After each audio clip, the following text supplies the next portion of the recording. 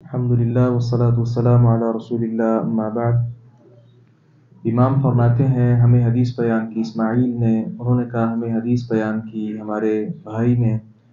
وہ سلیمان سے بیان کرتے ہیں، وہ معاویہ بن ابو مزرد سے، وہ ابو الحباب سے، وہ ابو ہریرہ رضی اللہ عنہ سے کہ نبی مکرم صلی اللہ علیہ وسلم نے ارشاد فرمایا ما من یوم یصبح العباد فیہ، کوئی دن ایسا نہیں ہے جس میں بندے صبح کریں، الا ملکان ینزلان، مگر اس میں دو فرشتے اترتے ہیں، فیقول احدہما، ان دونوں میں سے ایک کہتا ہے اللہم اعط منفقا خلفا،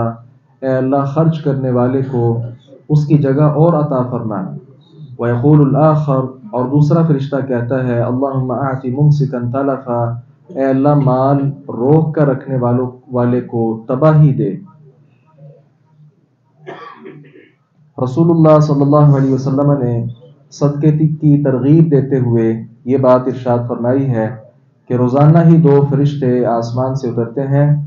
ایک فرشتہ یہ دعا کرتا ہے خرچ کرنے والے آدمی کے حق میں کہ اللہ جو کچھ یہ خرچ کر رہا ہے اس کو مزید عطا کر، اس کے مال میں خیر کر دے، اس کے مال میں برکت ڈال دے، اور دوسرا آدمی جو خرچ نہیں کرتا، اترنے والے فرشتوں میں سے دوسرا فرشتہ اس کے خلاف بد دعا کرتا ہے کہ اللہ جو مال کو روک کر رکھنے والا ہے اپنے پاس رکھتا ہے، اور بالخصوص یہاں پہ وہ آدمی مراد ہے جو فرضی صدقہ بھی نہیں دیتا، زکوٰۃ فرضی صدقہ ہے وہ بھی نہیں دیتا، گھر والوں پر خرچ کرنا فرض ہے وہ بھی ادا نہیں کرتا، اہل و عیال پر خرچ کرنا ضروری ہے، اقارب رشتہ داروں کو دینا ضروری ہے،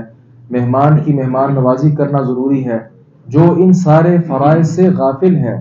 وہ آدمی تو اس کا بہت زیادہ آپ کہیں کہ سب سے پہلے مستحق ہی وہ ہے اس بد دعا کا کہ اللہ تبارک و تعالیٰ کی طرف سے یہ بد دعا فرشتہ اس کے خلاف کرتا ہے کہ جو دیتا نہیں ہے اس کا مال تنگ کر دے۔ تو یہ بات تو آپ بھی جانتے ہیں، مشاہدے میں ہے، جو آدمی بہت کم خرچ کرتا ہے اس کا مال بہت زیادہ ہونے کے باوجود بھی کم ہوتا ہے، کیوں؟ اس میں خیر اور برکت نہیں ہوتی۔ اللہ تعالیٰ سے دعا ہے باری تعالیٰ حق بات کو سمجھنے اور اس پر عمل پیرا ہونے کی توفیق عطا فرمائے۔